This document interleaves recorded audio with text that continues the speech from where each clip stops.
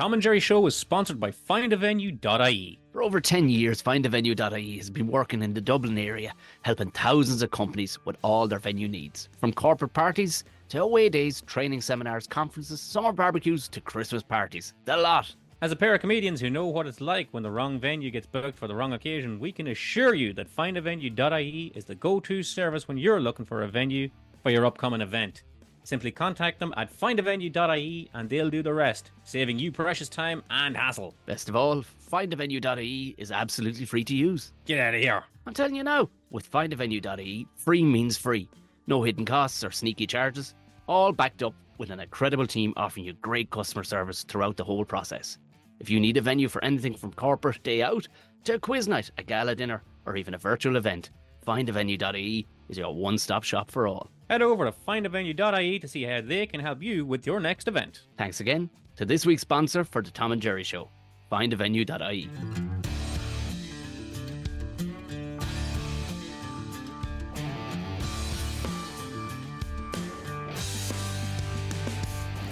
In summer, Tom, it's beginning to look a lot like summer, my man. I dare say the kids are playing out a little bit longer there. The nights are getting longer. I don't know how can you see. I'm scratching the ears off myself. I've been out. I've been digging, looking for a pipe, Jerry, because that's what my life is now. And the old man, he was throwing some old sort of sauce on his head and around the place because he came up the road with me. And I'm like, what's he at?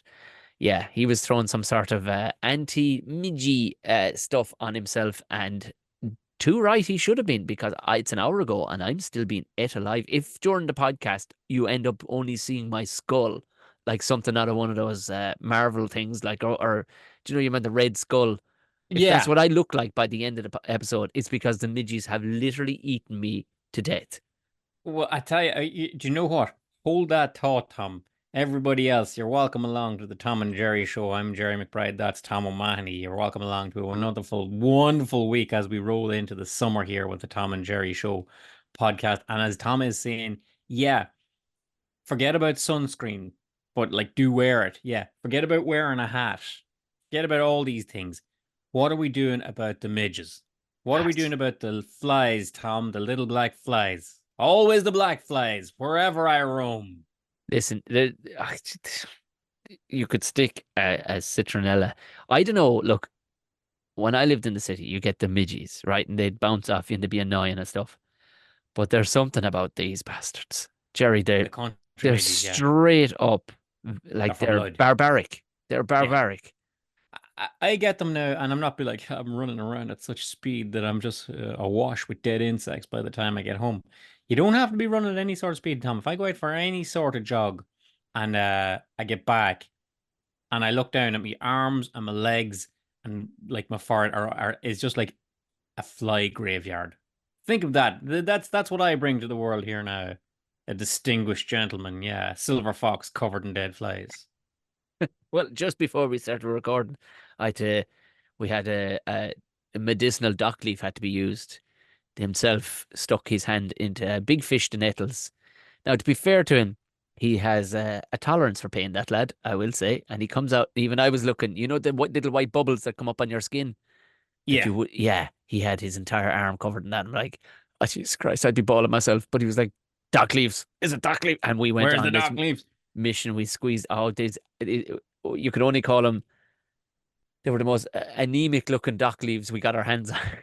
There wasn't much juice to squeeze out, but we got there in the end. We got something that solved the scenario. Here's the thing, Tom, right? My wee man is nearly 11. Right. We girls nearly 8, but okay, that's all right. Fair enough. You know, anybody can get stung by a nettle, but I'm going to talk about the wee man here first now. He's nearly 11. He's never been stung by a nettle. Jesus Christ. And I'm thinking at this stage, like, it's like being back in the 50s, like, you know, the dad would take his 18-year-old son to a cat house and make a man out of him. Just take him to a silage pit and push him off a wall into a... I'm really genuinely thinking about pushing him into a grape of nettles. I tell you, I'm up in Dublin next week. I'll bring a fist that absolute... Oh, we have nettles. We have nettles. And we were on anytime we're walking home through... he must have been stung by a nettle and not said it. No, oh no, he'd tell you, Tom. He wouldn't be shy about it. We were walking home where the nettles are. There's like a wooded area that we come home through every now and then. It's a And I'm great like, name for like a New Zealand, independent movie, isn't it? Where the nettles are. where the nettles roam, We could put starring Liam Neeson. Um, and Taika Waititi. yeah, and I'm there like, watch out for the nettles. And I'm like, why am I saying that? No, don't watch out. Don't wait for me to tell you to watch out for the nettles. Walk into a nettle and you'll know to watch out for them next time. This is a revelation. Isn't this? This is like Jesus. This is a revelation of the city kids. Like, isn't it that they wouldn't get stung? Like I can remember the shock of my cousins from America coming over when I was small, and I remember one of them. She brought her husband, her now husband, Right. over, and he was a good old Southern boy Ah, from damn. Florida. Had never been out of the States ever. Didn't have to be.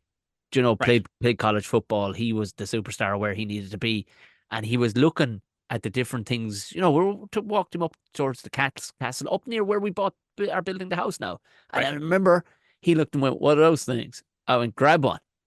And my cousins were laughing. They were like, because they'd been in Ireland enough, and he caught one. He was like, because he'd been blowholing how they had gators, they had bears, and they had snakes and all sorts of things that could kill you. I'm like, chances are one of ye is most likely to kill me if I'm over there. Yeah. Yeah. Grab that thing, and he grabbed it, stung the living bejesus out of him, Of was course. cribbing for 2 hours. And went, no, no, no, that'll soften your cough. That'll You and soften you. your gators. I'm gonna ask you one question, Tom, and then we'll get on with the show here properly. Uh are is when you talk about your American friends there, is poison ivy nettles? Is No, that what they call nettles? no, no, no. Poison ivy is poison ivy. I asked straight out what poison ivy was, and I got shown it in upstate New York. I got shown it. It's ivy for all the world. But I'm wondering, is there some breed of ragwort or what was the one you get off a gate one time? Ringworm. Not ringworm. No, sorry, it's like a breed of yolk that we have here, but it wouldn't poison the hell out of you. And I don't think poison ivy would kill you either. I think it's just like foxgloves here. Do you know Okay. foxgloves? Yeah. That there's bad old poison on them that if it was on your hand long enough, or if you went eating, say, a chicken burger immediately afterwards, you'd be a bit sick. But poison ivy, you'd be That's itching. so specific it must have happened, Tom. It definitely 100% happened, but it was possibly down to the fact that I undercooked the chicken over my own fire when I was maybe 10 years of age. I'm just putting it out there. That's But all right. Now you're the man that was giving away barbecue advice there a couple of weeks ago. I was 10. You have to start somewhere, Jerry. Well, I was okay. 10, and it was a stick fire that I probably shouldn't have started in the middle of the summer near a load of forest bushes. But anyway, that's neither here nor there. But no, poison ivy is You've not. indicted you've indicted yourself in at least 4 crimes there, Tom. Yeah, well, no statute of limitations and all that. There you go. So poison ivy is poison ivy. It's not nettles. Nettles is not poison oak. Poison oak is not thistles. Thistles is No. not. Yeah. Okay. Well, you know what? People out there, I tell you, this wasn't a learning podcast, Tom, but I'm learning more and more as we go on. Are you ready to start the show properly, my good man? Oh, let's fire away. Come on now. We'll rock and roll with the weekly news, Tom. The big noise, the brouhaha, the kickoff of the show, Tom. The big topics of the week, what we've come to call the weekly what have you. This is a very complicated case, Maud. A lot of ins, a lot of outs, a lot of what have yous, and a lot of strands to keep in my head, man. Now you're going to lead the way because you're a man that knows, well, far, even if you only knew 5% of what's to know about this subject, it's about 4.5 more than what I know about X or slash Twitter slash. I'm gonna explain it to you like I would explain it to someone that had never heard of this before. So you imagine like if you walked up to somebody, a great aunt or something, like some elderly lady or man, I'm with you. and just walked up to them and said, "Guess what? The big news this week is that Elon Musk has made it so that you can't see likes on Twitter." Okay. What would they say? How would it impact their life? Yeah, I would say zero. I'd go so far as Eh, to say zero now. Very marginally, one would imagine. But this has kicked off such a stink. It must be said, Tom, mostly on Twitter. Well, the man's name is Musk. Yes, If it's going to kick off a stink, it's got to kick off some Musk. I'll give you the gist of it and why it matters and why it doesn't matter and how we can get at least 10 minutes of crack out of this, Tom. So as you're familiar with all social media, Tom, now we're some of these kids out here adopted social media, but we were born in it, Tom, molded by it, we might say. Were we? I suppose we Well, were to a degree. we were there at the inception of it all. So on Twitter, if you put up a post, Tom, I could like it. Yeah. I like this post from Tom O'Mahony. Yeah. And The all little that heart. was The little kept heart. Yes. exactly. All that was kept on my page, a list of everything that I had liked. So I could click in and into the likes and say, well, Jerry McBride liked this one by Tom O'Mahony and this one by so and so and this one by so and so and this one by so and so and so and so on. You with me so far? I go into your page and see what the things you liked? Absolutely, you could. And there'd be a list of Jerry's likes under a thing because there's a media, there's replies, isn't there? And yes. Is there likes then? Oh, there was then, there ain't now. All right. Okay. Can you still like a thing? You can still like it all you want. And I can see what I have liked. I can see, because some people use likes as like, I'm going to like that and I'm going to just check it later on in the day. So if a video went up and I didn't have time to watch it, I just click like and I'll watch it later on in the day. Is how I would do it. Okay. Are you with me? Now, where does got a lot of people? You've got some knife up for that butter, I'll tell you one thing. Come on now. Let's. Are you with me, right? Where this got a lot of people was what you'd have is a lot of people, including some of our own TDs, who would click like on, for example, a post that was about, let's just call them what they are, Tom. Big titted young ones. Oh, yeah. Sure, the slip of a thumb can happen. The repeated slip of a thumb, Tom. Okay, right. Do you know what I'm saying, right? Has been the ruin of many a man now, I will say. I've yet to find one example of a lady that I accidentally or otherwise liked, Oh no, it has happened to me when you're scrolling through on Instagram, never on Twitter, but on Instagram, you can hold it for a split second too long. And what'll happen to me, it'll be some mental patient. I'm going, I don't want to follow or like it. What? And so I have to go back up and unlike it then, which is even weirder. The indictment count just rose to 5 there. Sure, look it. Thankfully, nobody will be able to see it, apparently. Well, this is it, but you can still do it on Instagram. You can still do it on Instagram. I can go in and see everything that Tom the Bear O'Mahony has liked in the last year. I can do that. Can't do it on Twitter. I can't do it on Twitter anymore.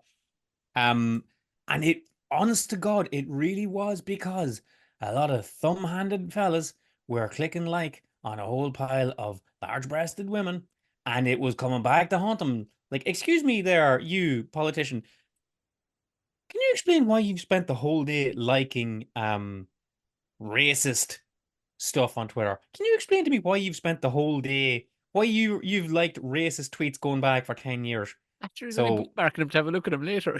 Oh, that was just it. Yeah, my thumb slipped there. I've got that old slippy thumb, so I do. There was a midge on the screen, and I just kept trying to stab at him. What was ever the purpose of other people able to see the list of your likes? Like, who would be interested in going into? I suppose, yeah, if you are in politics, they need some ammo. That brings me to my next thing, Tom. Who would be interested in going through Tom the Bear O'Mahony's likes, Jerry McBride's likes, or anybody else's likes? Who would be interested in doing that? I'll answer that question, Tom. Nosy bastards. Yeah, I was just going to say the sort of fucker who I wouldn't want to know, to be honest with you. Right? I wouldn't want to know. Somebody would have that amount of time on their hands. Oh, no, Tom, you make time for it. Oh, do you? Nobody has time on their hands, but you make time to be a nosy bastard. Oh, Jesus. Go like, hold on a wee second here now till I get a look at this now and see what this fella's like and not like it. And it was, you had to be a very specific kind of nosy for it. And this is why I want to take us back a little bit. All right. So that's what's happening on Twitter. That's the big weekly, what have you, the removed likes. Another reason why they did it, Tom, is the day after our man Musk, who, to my mind appears to be a bit of a shithead. When did that turn? Because he was the God and Savior for a while. And then when did that turn? Because he was bringing out Teslas and people were like, well, he's going to save the planet. And now people don't like him. I don't know. He seems like a Bond character to me of sorts. I'll be honest with you, Tom, and there'll be books written about it, I'm certain. But do you remember in Friends when Ross kept getting divorced, but he seemed to keep getting nice. Okay. And seemed to be relatively sound throughout. Well, Elon Musk, it seems to be the more he gets divorced, and it happens more than you'd think. Just seems to be digging himself further and further into a hole. Here's the thing, right? Right. That whole thing is cooked. My brother in Christ, that thing's gone. Follow us on Instagram if you're listening to the sound of my voice right here now. If you can hear Tom the Bear O'Mahony, follow us on Instagram. Twitter's cooked, brother. Is it All done? right? Is it done? Because they tried to bring out some yoke called mass. All I know, Jerry, is that anytime I've been on it, and I talked about this before, some lad was pulling his flute in Dublin Airport, and I went, "Well, that's me done. Yeah, we're good That's here. me done." And this was the freedom thing that he brought out. People were outraged with his. He was like, "Well, I don't know what the idea of it was, but all I know is that there seems to be no filter on anything because every other day, if I dared, because I went into one time and it was to follow a rugby match, and Yes. some bastard had put the hashtag of the two teams, say Yeah. Munster versus was it, and I went in, oh great, top one, and I went, what the hell is that? And it was like an art installation, and because San Francisco has gone so insane, it was a bunch of people standing around on a street, rubbing their chins to what was deemed an art installation. It was two lads bumming, flat Yeah. out bumming on the street in the middle of the day. I went, well, I don't think this is the halftime show in Thomond Park in Limerick. I gotta tell you, Tom, at least that was, under the umbrella of art. You don't even get that you don't even get that courtesy anymore. You go into the replies of anything, it's just young lassies, and they're all and I dare They're say it's a robots. lot of Are it they is surely AI robots? Are generated they? here now. Yeah, yeah, yeah. This could be indictment number one for McBride, but I dare say they're all AI generated. And it's just like how will I put this in a family friendly podcast? Here's what I had for lunch. Ah, yeah. It's just absolutely Gearbox hanging out all over the place. right. And I'm opening my phone on a train here, right? Ah, Jesus, yeah. When you can't trust it at all, it'd be one thing if it was there to go look at. You go, all right, sure. If you're Yeah. into it, go look at it. But Yeah, Jesus may your Christ, if God you're go with opening you up, there and type it in, but it's one thing you just open it, you flop open a book and all of a sudden it's just what have you, it falls out. right? What a book! Hell of a book, a pop-up book, if you will. All right. So there's that. But here's the thing: the day after he announced all likes were private, wouldn't you believe, Tom? All of a sudden, the engagement on all this spiked away up through the roof. Millions upon millions of people were liking posts left, right, and center. But you see what's happening here, Tom? Because you can't see them, you can't tell if they're fake or not, if it's all these fake bots doing all this kind of Right? thing. And Yeah, he can yeah, say, yeah. like, oh, I've got billions of people running through it. Oh, I got billions and billions running through it, so I can charge whatever I want. The whole thing's a sham, Tom. The whole thing's falling apart, and you're just watching it in real time. It's unbelievable. But here's where I wanted to get us now. We're going to get off this subject Good. shortly enough because to hell with Mr. Musk and all that's ailing him. And make all you know what you want to turn off likes, buddy. You do that. Turn off the whole goddamn site and see who fucking weeps. Tom, we were there at the start. We were there before all this. I dare say we were there in the Facebook and MySpace days before all this happened. And maybe it's just me, Tom. Maybe you're the man that didn't care about this, but I was a nosy wee fucker. Oh, were you? No, Oh, never. No, because I still to this day cannot make the connection. There's something wrong with my brain. I cannot make the connection between reality and what's inside my phone. I can't. If it's in my phone, somebody could literally, like, it's like somebody pointing a gun at, finger guns at me and go, pew, pew, you're dead. And I'm like, well, no, I'm no, not. hold Tom, on. And I open the boot of the car and take out it. there was there was a time, and not for nothing as well, right, Tom? You and I were stand-up comedians, right? Uh-huh. It has to be said, like these days, anybody that'll slate a roof has an Instagram page showing off. And here's a roof I slated last week, and here's a Some roof I nice slated three roofs, weeks yeah. ago. Would you like a roof slated? Here's a roof I slated in wherever. Okay, may the God go with me. Back 10 years ago, Tom, 10, 15 years ago, you and I were comedians coming up through it. That's how I got to know all the comedians because you became friends and Yeah. you connected through that. Yes. And, that's how I fell in with a lot of people. But back in the day, Tom, Facebook was a wide open book with no privacy whatsoever. It's only as the years rolled on that they started saying, maybe you shouldn't leave your friends list open to everybody.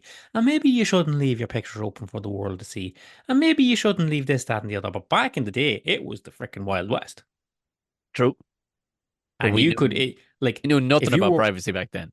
if you were a bounty hunter and you were looking for somebody, it took you 4 clicks on Facebook and you'd be like, there he is. Yeah, that's true. There he is right this second. Yeah, that's true. Dog. Sure, that's how Dog spent most of his days. The old one is himself on the. It's amazing. Like, it's just Dog the Bounty Hunter just on Facebook clicking around going like, he's at Taco Bell again. And then Dog himself got done for some racist phone call or something. They went through his likes, Tom. Dog the Bounty Hunter likes white supremacy in America. It's like the joke. Not Dog the Bounty Hunter. It was like the joke Bill Burr had. You mean your man with the mullet down to his ass and the leather the leather waistcoat? Him? No. Him? So there you go, Tom. All I'm saying is, like, social media now as it is. And look, I can't, we've indicted you on a couple of crimes so far here in this podcast, Tom. I'm going to indict myself here with this one. It used to be more crack when you could be wantonly nosy and come away with something, whereas now you come away with nothing. Are you just cranky now because he's taken away an element of crack? No, I would have been, Tom, maybe 5 or 6 years ago. Yeah, all right. Right now I'm beyond caring, all right. You know what I mean? Because you sound fairly need to go. A lot of these times, Tom, I don't need to go through your legs to tell you you're wrong, and if you know what I mean. I don't need to go through your legs to tell that you and I, Mr. Whoever, don't agree politically. That's fair. You're pretty straight out of it there. Fair enough. I typically, it's not a political issue I have with people. It's normally if, somebody's pulling their flute right into the camera, and all I was looking for was, a recipe for rugby scores or a recipe for fucking croissants. Do you know what I mean? Well, there you go. Has your life been greatly impacted by the removal of the ability to see likes on Twitter?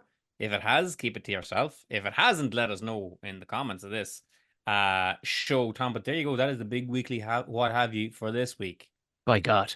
It's nothing that would impact the wider world, but for those of us that live on our phones, the chronically online, as they call us, Tom, was big noise. I described in it's in my recent shows that I was describing different social medias, and because I use Twitter or /X so little, and I think about it, it's almost like finding a garden shed that you haven't been in years, and you're like, oh, jeez, I wonder what this is like, and then you open it up, but there's a cat in there shitting on a picture of you, spitting at you. It's like, okay. That's it. I'm glad. This is it, Tom. I'm done. And you did more of a. Before we go off, and I'm just going to try and gee up on this one here now. Another wee bit, Tom. You're more of an Instagram user, okay? I'm pretty certain that there's some pages and whatnot on Instagram that you're not going to like because that'll show up and someone will see, Tom, why'd you like fucking XYZ? Look, right? Because you have a bit of sense and a bit of decorum about yourself, right? True. Right? What if they said, Tom, we promise you nobody's ever going to see it, so like it all you want, like finecountrylassies.com, like whatever it is. But you're forgetting there's an awful meanness and bitterness in me. I don't give out likes willy-nilly, Jerry, because I wouldn't give them the sort of it. You wouldn't give them the satisfaction. I wouldn't give them the satisfaction. I like that. Yeah. No. I like that. I wouldn't. Here's the thing, Tom, right? Let's live in a world where you do like lassies and massies, right? Not bad. Whatever floats your boat, right? Mm-hmm. So you click out, okay, there's a page called Lassies and Massies, and you're like, I want to get all I'm going to click into that because I like it, and nobody's ever going to see. Tom, I would never sleep soundly for the rest of my life thinking that someday Elon Musk is just going to wake up and go, actually, you know what? I'm going to make likes public again and flick the switch, which he's want to do because he's a head case. And all of a sudden, it just shows up for the world to see. Jerry McBride likes lassies and massies. You know what, though? You'd have to stand by it now. You'd have to go, actually, you know what? Don't shame me for liking lassies and massies. Yeah, I think you know what? There's too much hiding going on, full stop. There's too much hiding, good or bad. Good or bad. We should know who the lunatics are. Or, we should know who the freaks are. If you're a freak and you're into your freaky stuff, we should know about you. They do say you shouldn't put anything on the internet that you wouldn't shout out loud in a pub. Do they? But at the same time. But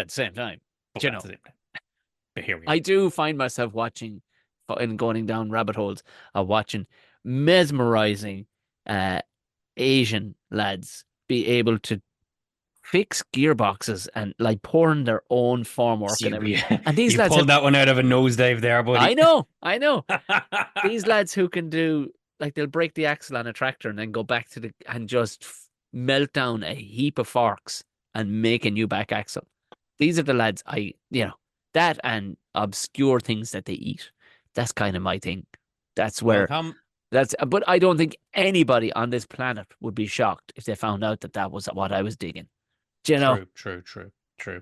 Well, Tom, you talk there now, my man. You talk about these lads doing this and these lads doing that and these lads melting down forks and these lads doing that. That's those lads, friend. That's those lads. Plenty of those lads out on the internet, all right? You can get them anywhere you want. But every now and then, Tom, every now and then, say once a week on your regular podcast schedule, you find a lad that just doesn't sit with those lads. He's Correct. all out there on his own. And when you see him, you go, then there's this lad. Now there's that guy. This lad. I mean, it kind of falls into the trap of the weekly what have you as well. I suppose it was a Yeah, this was a back bit and of an forth. L toss up here. Hey, do you know what? Switcheroo in your head if you want. No problem at all. If you can Go nuts. download it, chop it up, turn it around, whatever. Because this week is, and near unbeknownst to you and me, but a lot of our listeners are all over it. It is the week of the Euros. Yes. The football championship Euros, European But Euros. between the two of us, Tom, I don't think either of us could say the proper name of that Not tournament. at all. Not well. The European Football All I ever hear it being Championship? called, yeah, let's say that. Yeah. The Euros. The European International Football Championship, because it's not European clubs, it's European international teams.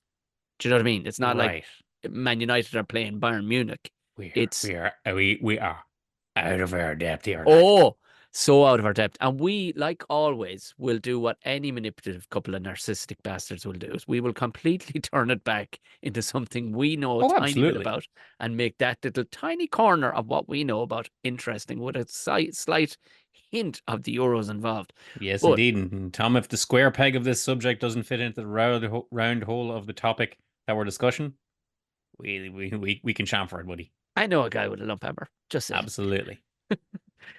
So who is this lad that's shining through from the Euros? Or indeed, maybe there's more than one of them, Tom. Just to give him context, the Euros are in Germany this year.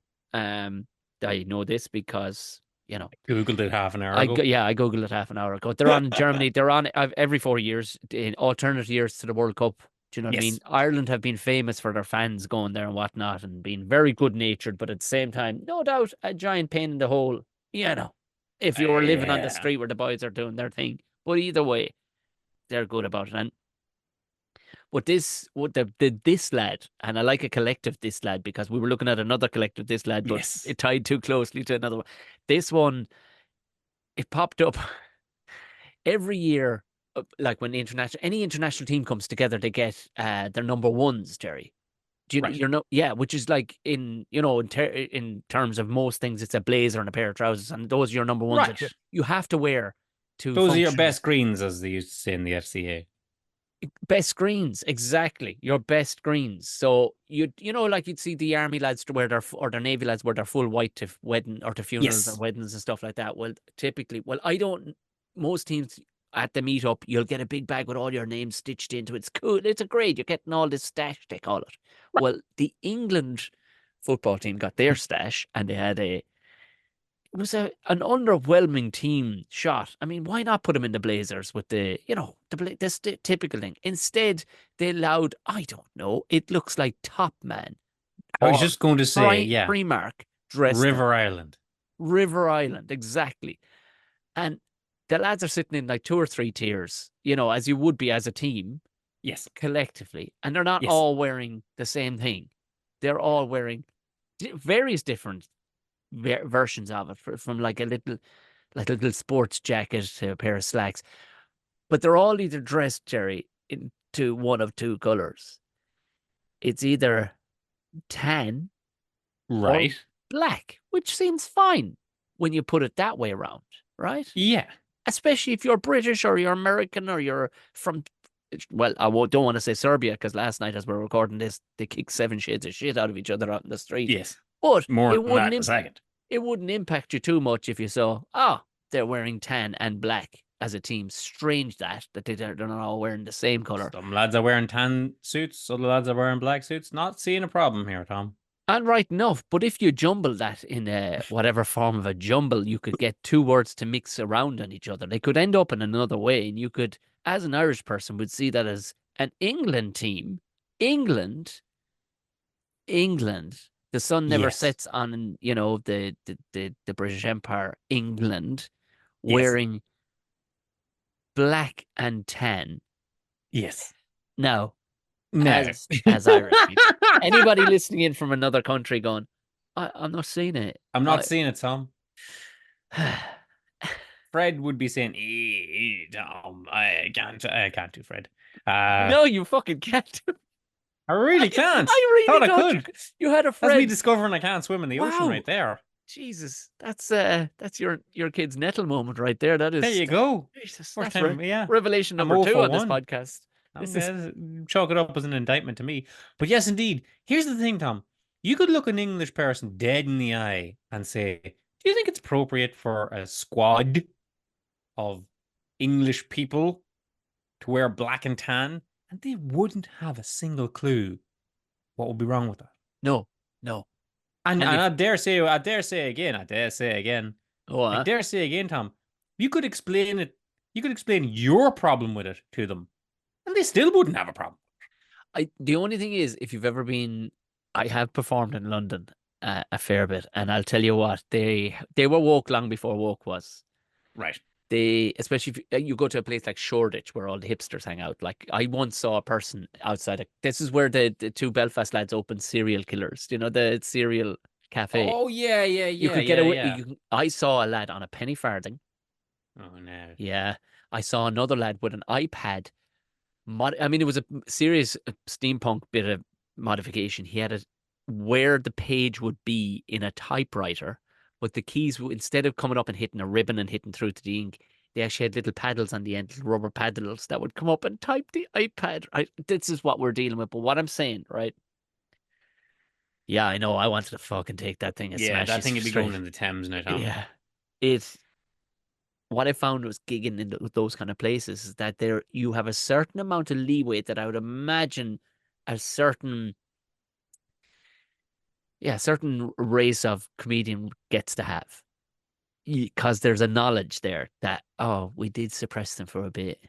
Yeah. And you can lean into it heavily if you like, or you can just steer away from it and just bask in the easiness of laughs because they're giving it to you out of a hint of guilt. But you're right, there are certain people you would say it to, and they've never heard of those 2 words going together. No, the black and tans, in a drink. Smushed the Irish under their boot heel for. Do you want to give a brief? Well, there was a truckload of them blown up over there. There's actually a memorial, not for the lads that were blown up, but for the people that planted the dynamite. There was a truckload of them blown up just over the road there. You lovely humpback bridge. Here's the thing, Tom. When we're talking about these lads, as the case may be, there's the English team decked out in their black and tan finery, and Jesus Christ, lads, with the best, with the greatest of respect to you all. But the English in general, I don't know that we've been waiting for a subject to come along that we could just have a swing at the English in general, but we'll take it as and when it comes along. You've been throwing rangefinders for the last 9 or 10 episodes. I've seen you every so often. I'm going, he just tapped England on the nose there a little bit. This might be an overhand right, Tom. I don't know what to tell you. Okay. The English in general. Okay? Oh, here we go. Oh, another thing, right? English people, I've got a couple of English pals that seem like decent lads, all this kind of crack. But it doesn't take too long for you to get from English to English football hooligan. That just rolls off the tongue real easy, doesn't it? Does, but I know I'm not going to pull you on it. You're being a tad unfair, but I'm not going to pull you on it. I want to see where this goes. That just rolls. That's like saying it just rolls off the tongue as easily as, say, for example, sleazy record producer. you see? Do you see the way that just goes nicely? You know? Ah, Do you see that? Like, if I were to say sleazy, your brain would just naturally go sleazy record producer. Right? Okay, that just works, right? okay. If you were just to say to me English, my brain would just naturally go English. Football player? No. Star? No. Hooligan. There we go. Just as simple as that. And you said that the World Cup is every 4 years, and so is the Euros, and they alternate. So there's never 2 years goes by without a large football tournament. Correct. And the English are at every single one of them.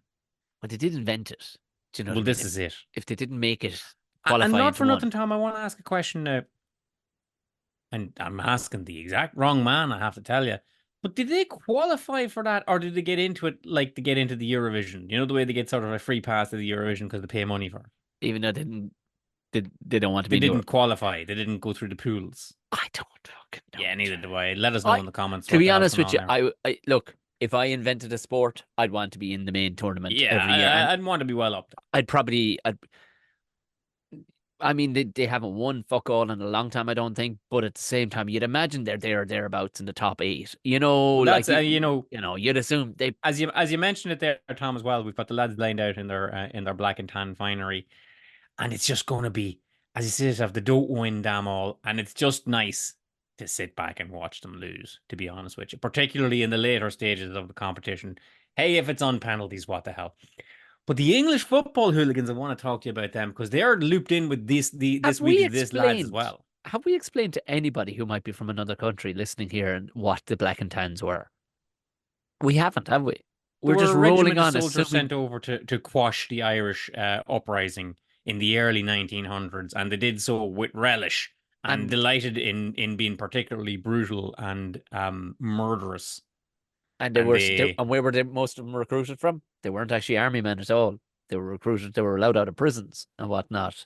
They weren't actually proper army men at all. They were different. wonderful. Yeah. So So hence why they they were as they brutal as literally you'd sent imagine. over the goddamn Suicide Squad. Yes, exactly.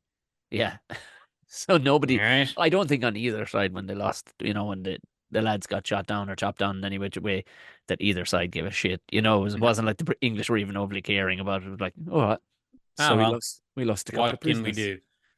do? Yes, okay, the English football. The English football hooligans, I have to tell you, Tom, English football hooligans, the soccer hooligans as the Americans call them. You see them on a week by week basis, and I gotta tell you, we could spend all night. We're not gonna spend all night, but we could spend all night talking about the mentality of a football fan and how it differs from, say, for example, a rugby fan such as yourself who wants to go to a game and drink Heineken and spill it all over his chinos and get sick all over himself.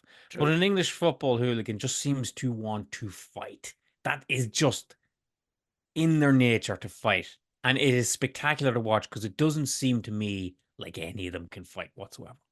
Never. It's some of the worst shit I've ever seen when it comes to scrapping. Like it's only en masse. One of the greatest moments that ever happened. There was a lippy guy because it's notoriously because soccer you see is so those players are so well paid and Yeah. so far removed that it's almost like they're at the ground shouting at the telly. Do you know what I mean? There's never a moment where you ever feel, oh, that guy could come over. Oh, he's there. He has a family and kids. I'll keep it together.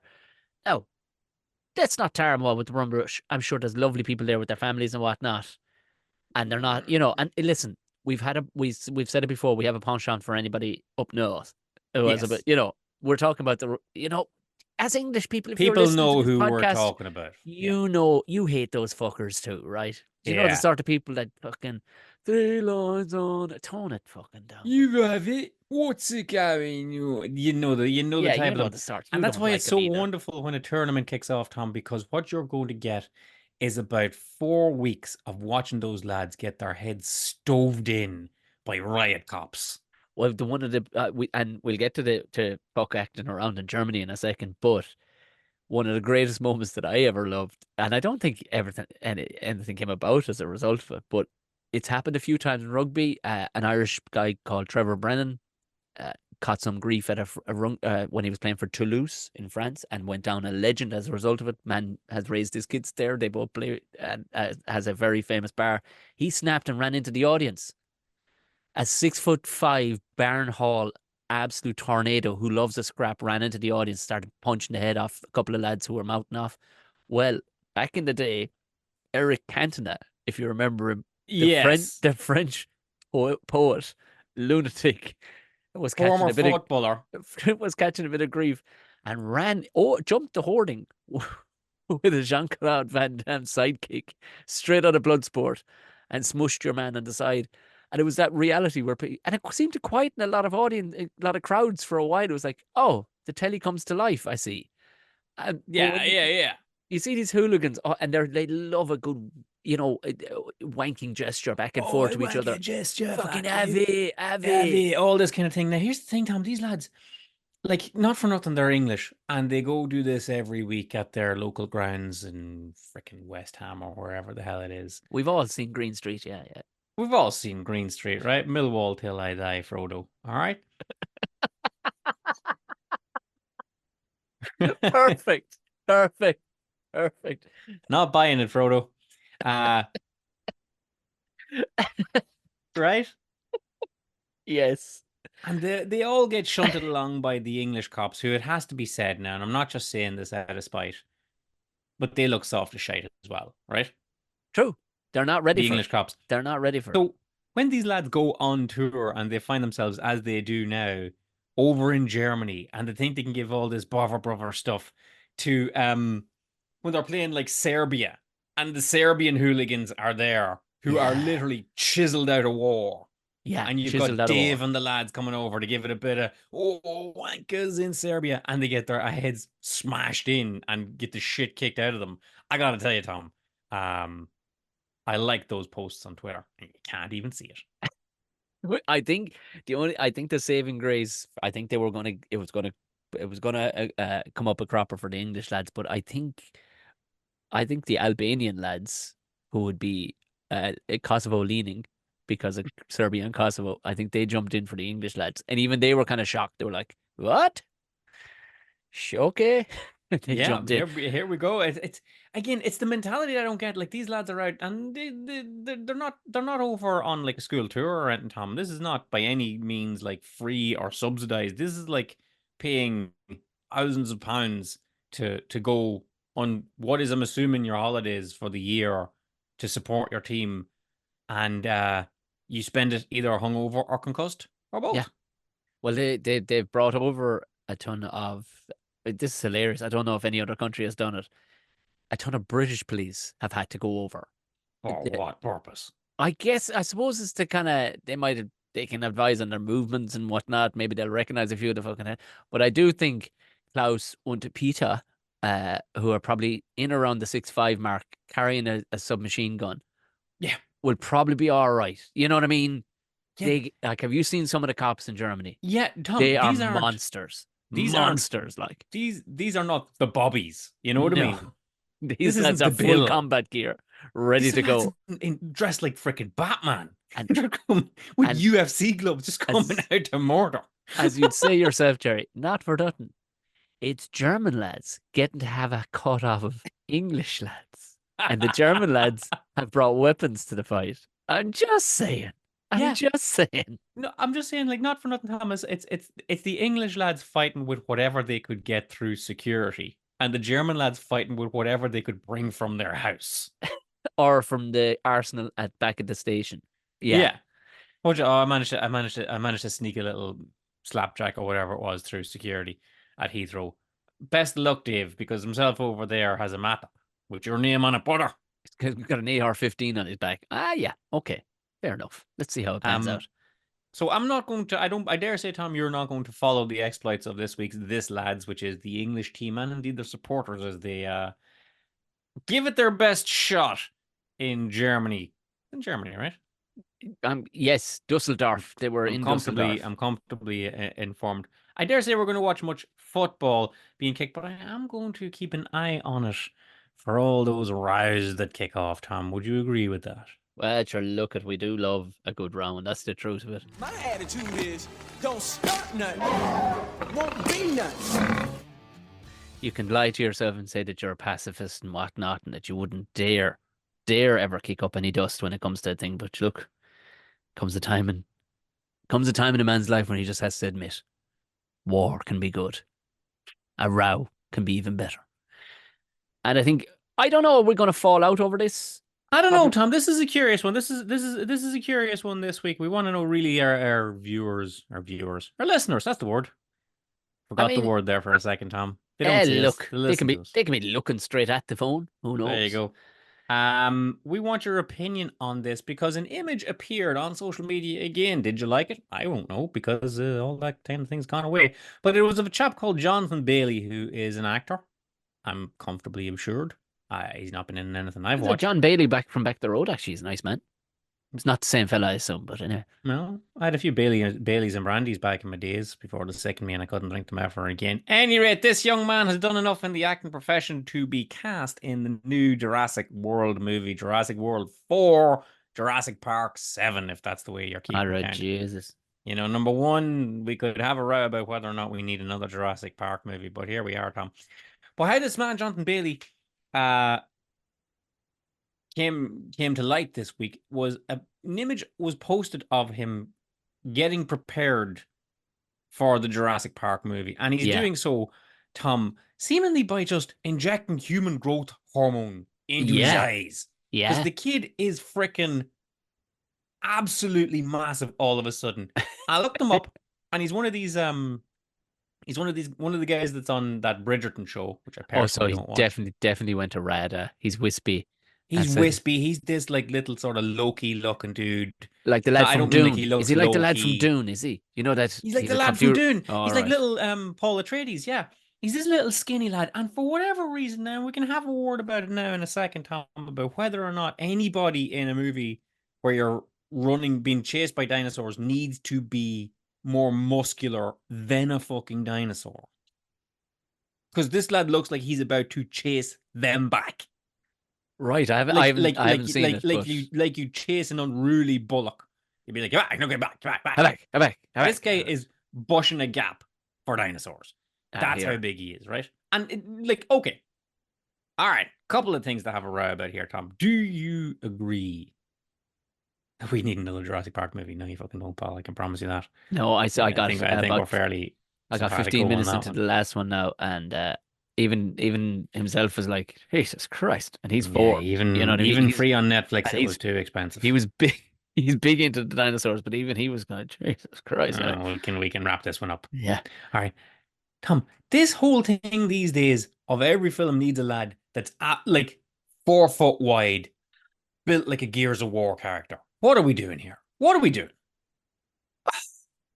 I'm torn because we talked about Peaky Blinders the other day, and well, it was to do with the hats and whatnot, but still a double hard bastard can be believed if an actor can be good enough. Like, his name is Paul something or other. I think the poor old devil actually has a bit of a cocaine issue, but plays Arthur, the brother, who in Peaky Blinders. In Peaky Blinders, skinny as a rake, but hard as a fucking nail. And I think there's something more sinister about a fella who's wiry beyond belief and can row. You know, the jacked up days. I think they're. I don't know. I'm sure we went through a period in the 90s where there wasn't. I don't know, where lads had dad bods or something. But I'd nearly sooner see a fella, I don't know, tit or a bit of a belly on him, like, you know, tearing it up around the place. I think Hollywood could easily tilt it in that direction and still make the character class and hard as nails. I'll tell you what gets me, Tom, right now. And we came up in a generation where it was like the biggest of big men. Like, Arnold Schwarzenegger. Beyond Sylvester Stallone. The biggest of big men. Jesse the Body Ventura. Right? Like, monsters. Absolute animals, right? But here's the thing. They were always like that. It wasn't like Arnold all of a sudden showed up rake skinny. Or it wasn't like Arnold Schwarzenegger was like this tiny little skinny looking Adrian Brody looking dude that for the role of in Predator he packed on 16 stone of muscle. No, he just looked like that. Yeah. Yeah. Yeah. Whereas now it's like with the Marvel movies and the whatnot. So when the likes of your Chris Hemsworth all of a sudden gets cast in Thor, all of a sudden it's like, okay, now you know you're going to be playing a Norse god, and you're going to have your shirt off like 90% of the thing. So maybe just hit the gym there. And he goes away from being like looking like he looks in Home and Away, like just like causing aggro down in Yabby Creek, and all of a sudden he shows up. He's 22 stone of fucking ripped But muscle. the only thing I will say, right? The only thing I will say, if you're like, if you get Thor, the picture's already been painted. Yeah, It's yeah, the yeah. God at God of Thunder. You go, all right, I have no choice but to get myself cranked out of my brain on every form of ethanol, on everything, HGH, out the yin yang. I got it. And the best of stuff, the sort of stuff Sly uses. You know, none of that hokey stuff. You want the Yeah. good quality gear. You gotta. But if you're going fighting dinosaurs, sure, there was never like, what are you doing? The Rock is getting more and more believable. The Rock is ridiculous. Unbelievable. Like, the man is nearly 60, I'd say, at this stage. And he is, those Rock is muscles, mid-50s, yeah. yeah, muscles don't stay like that. Whatever he is injecting into himself. But you're kind of going, we get it, you're The Rock, but you don't need to be that, like, you don't need to be that. Like, when he has, like, there was one where he was an architect and he was missing a leg or something of a building.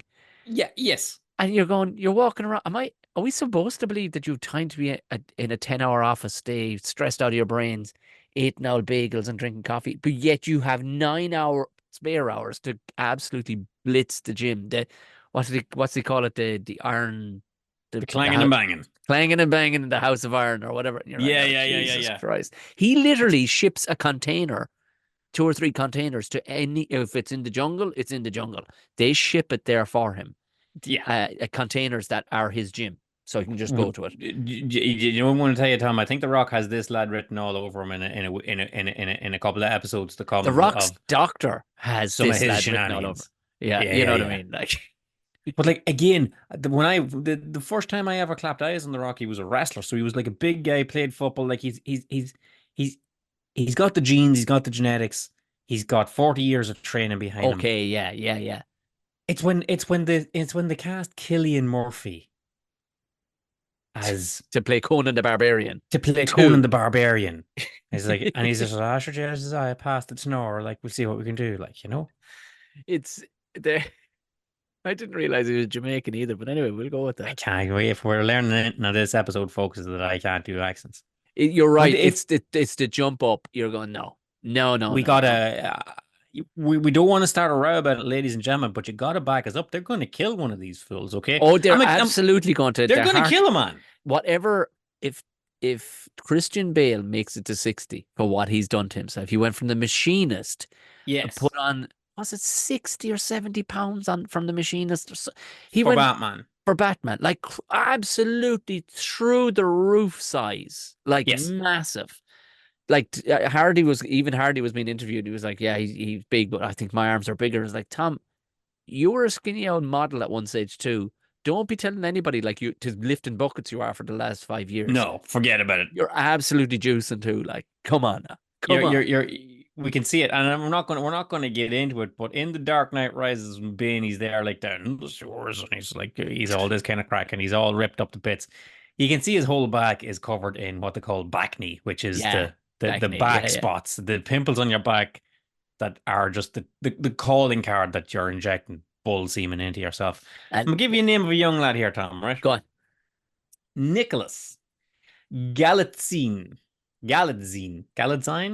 Oh, Lord, I don't know. Who is he? Never heard of him before. I personally had never heard of him before, but he has been cast following his role in The Idea of You, a romantic comedy starring Anne Hathaway, and various other little teen That'll come back to comedies haunt and him, I things like this. guarantee you. All these little teen comedies where he's like the little sort of Timothy Chalamet looking dude, little slender lad, just a little guy, right? Yeah. A pull through for a rifle, as we'd say up our way. Uh-huh. He has been cast as the new He-Man. Fuck off. He-Man. in the new He-Man movie, okay? So He-Man last brought to life on our screens by Dolph Lundgren, who not for nothing was a Swedish bodybuilder to begin with, brother. He had a black belt and was a world champion kickboxer, All and right. also has a degree in biochemistry. Just throwing it out there. So they're going to take this Nicholas Galitzine lad, who really does look about the size. He's given up size to Timothy Chalamet. Like he's Nara, is what I'm telling you, Tom. If you put a red tie on him, you could call him a thermometer. Is that what you're telling me? That's what I'm telling you, brother. I'm telling you, he has to run around in the shower to get wet, brother. He could do with just one arse cheek.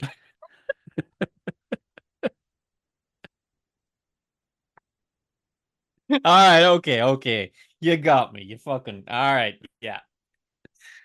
Tom, this man's going to die. They're going to inject him with every hormone known to man to get him up to He-Man size for the and like not for nothing, Tom. I'm here saying they shouldn't do it.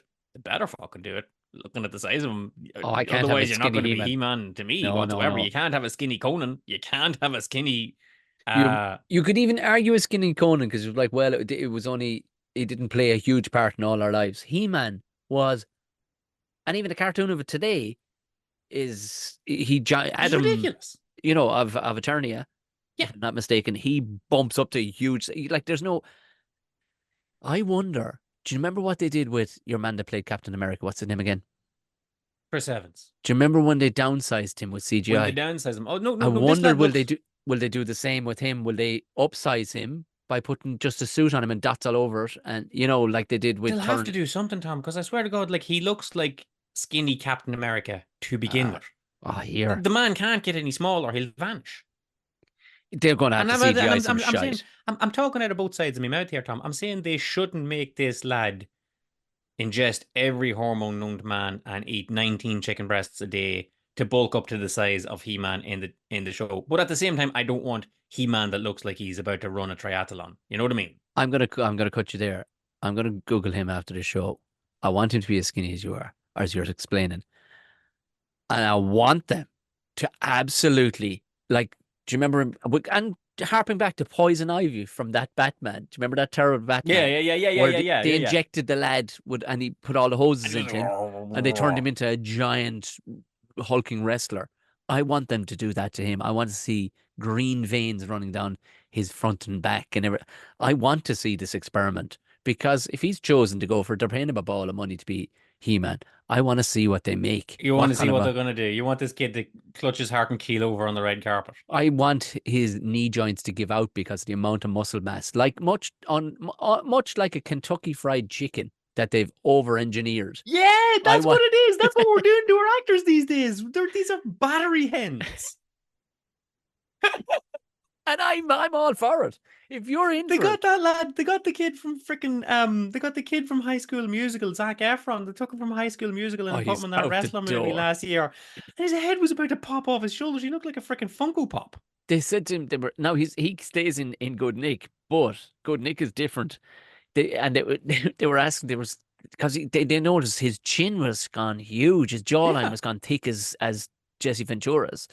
And they were like, what is it? And he goes, I hit a belt there all one of the days because they thought at first it was prosthetics for the role. Yeah, for the movie. But it was actually his chin. And they were trying to work out, but what you hit it? Yeah, and he hurt it and the swelling was still there. And you're like, have you ever seen a lady bodybuilder? A pro lady bodybuilder. Have you seen what can happen to her chin? Bodybuilding juice is full of a lot of testosterone. You, sir, have gotten a new chin as a result of taking double the amount of man sauce that your body was supposed to be producing. Yes. And now you've got a chin like that guy from, what was you're going to help me here? Movie. No. Yeah, from Tango and Cash. Yes. Yeah. You literally read my mind because I was yeah. You broke that jaw. You broke that jaw. I can't. Wow. McBride, there's a symbiosis there. You just knew. You knew I was talking about Tango and Cash. That's what makes it the Tom and Jerry show. Now listen, if you fine folks out there think that we should be force feeding Hollywood actors testosterone until their hearts seize up, all in the name of their art, let us know in the comments. Let us know on Twitter at Tom and Jerry Show. You can like our post. We will see that you've liked them. The world won't. So you can like us, in safety. Nobody has to know that you like the Tom and Jerry show. Like all you want. All it means is that our algorithm will shove our podcast into a couple of more news feeds and more people listen to it. And isn't that what we all want? You can also like us on Instagram, which is not run by pricks. Well, I don't know. Zuckerberg does look like a lizard. God, So we can't win, can we? no, we can't win. We'll have to start our own one. What else can we do, Tom? Follow us on those platforms, of course. What if this is your first time? Hit subscribe, hit the bell, whatever notification little thingy. It might be a bell, might be a crossbow. I don't know, whatever you're listening on, so that at least every single Thursday it pops into your phone, tablet, or whatever device you're listening on. Give it the 5 stars if you can. Give it the highest rating you can, because again, just like liking a thing on any of the socials, the more a higher rating you give it, the more visible it becomes to other people. The more people that listen to it, the better the podcast will get. Not that I think it can get any better unless we injected it with a load of interesting steroids, because I tell you, Jerry, the science that's out there now.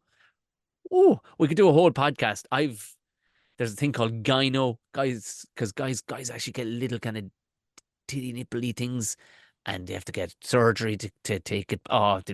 It's hilarious. It's hilarious. The irony is that these lads are trying to get themselves jacked into the biggest men ever, and they end up kind of getting little boobs.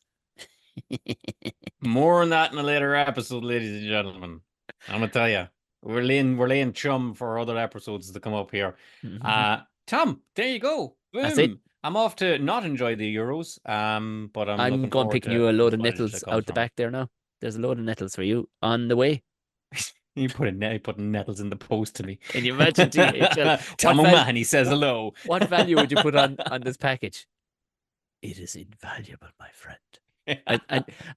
and then I'll say in another one, I'll send you like a map of where to find the dock leaves that I've sent somewhere and leave you a voice note just with a creepy voice. I'll tell you what I'm going to do, Tom. I'm going to go Godfather on it. The kid's going to wake up in the morning with a patch of nettles in the bed. Like, All right, that's it. Take care.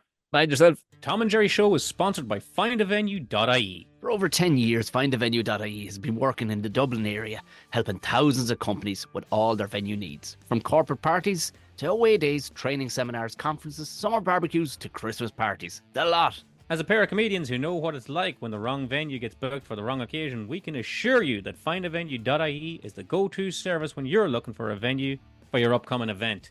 Simply contact them at findavenue.ie and they'll do the rest, saving you precious time and hassle. Best of all, findavenue.ie is absolutely free to use. Get out of here. I'm telling you now, with findavenue.ie, free means free. No hidden costs or sneaky charges, all backed up with an incredible team offering you great customer service throughout the whole process. If you need a venue for anything from corporate day out to a quiz night, a gala dinner, or even a virtual event, findavenue.ie is your one-stop shop for all. Head over to findavenue.ie to see how they can help you with your next event. Thanks again to this week's sponsor for the Tom and Jerry Show, findavenue.ie.